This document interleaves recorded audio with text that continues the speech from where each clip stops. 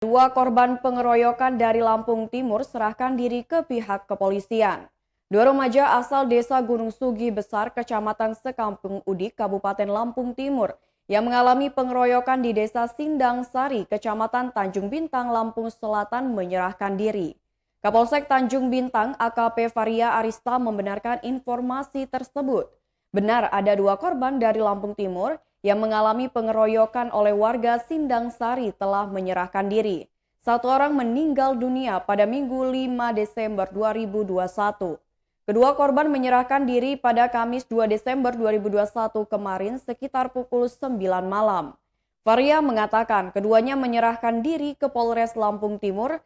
Keduanya menyerahkan diri ke Polres Lampung Timur lalu berkat kerjasama dengan Polres Lampung Timur, pihak kepolisian mampu menjemput kedua korban di Polres tersebut. Varia mengatakan kedua korban masih anak di bawah umur, yakni AK berusia 17 tahun dan AD 17 tahun. Kedua korban telah diamankan di Polsek Tanjung Bintang untuk penyidikan selanjutnya. Pasca pengeroyokan yang terjadi di Desa Sindang Sari, Kecamatan Tanjung Bintang, Polres Lampung Selatan telah menetapkan satu orang sebagai tersangka. Sedangkan tiga lainnya masuk daftar pencarian orang atau DPO.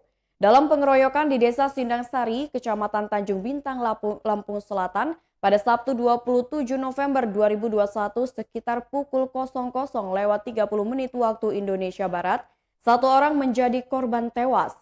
Saat itu korban bersama dua rekannya diduga akan melakukan pencurian di rumah EP warga setempat. Namun, aksi mereka diketahui oleh warga yang sedang melakukan siskamling. Seorang pria berinisial SOL berusia 19 tahun, warga desa Gunung Sugi Besar, Kecamatan Sekampung Udik, Kabupaten Lampung Timur, ditangkap oleh warga sekitar. Ia dikeroyok hingga akhirnya meninggal dunia. Sedangkan dua rekannya berhasil melarikan diri. Kasat Reskrim Polres Lampung Selatan AKP Hendra Saputra menjelaskan, saat ini pihaknya sudah menetapkan Joko sebagai tersangka. Dari pengakuan pelaku, mereka rupanya memiliki peran masing-masing saat terjadinya aksi main hakim sendiri. Hendra mengatakan saat ini pihaknya masih terus melakukan penyelidikan serta pengembangan termasuk mencari tiga orang masih berstatus DPO. Pelaku beserta barang bukti telah diamankan di Mapolsek Tanjung Bintang guna penyidikan lebih lanjut. Para pelaku terancam dijerat pasal 170 ayat 3 KUHP tentang pengeroyokan dan penganiayaan hingga menyebabkan korban meninggal dunia.